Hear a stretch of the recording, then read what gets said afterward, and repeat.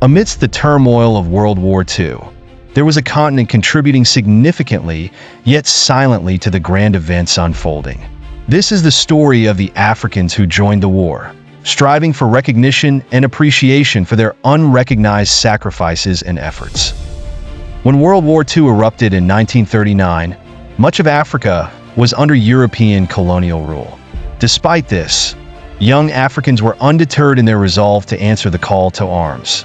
In a small village in West Africa, a young man named Kwame lived in challenging conditions but aspired for a better future.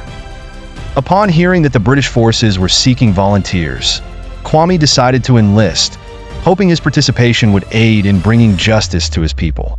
Kwame was among thousands of Africans who responded to the call without fully understanding the nature of the conflict they would enter.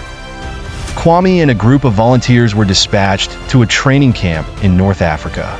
The training was rigorous and resources were scarce, yet they were determined to excel.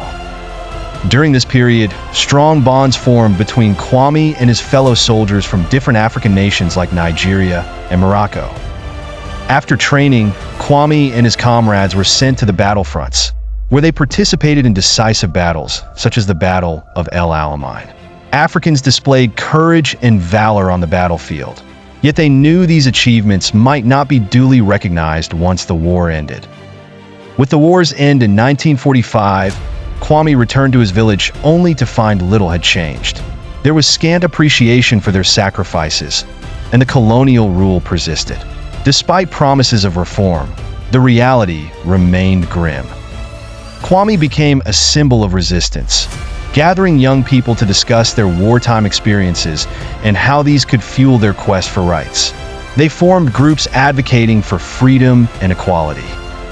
In the post-war years, movements for liberation began to take shape across Africa, with Kwame playing a pivotal role. They organized protests, penned demands, and reached out to global media to highlight their issues.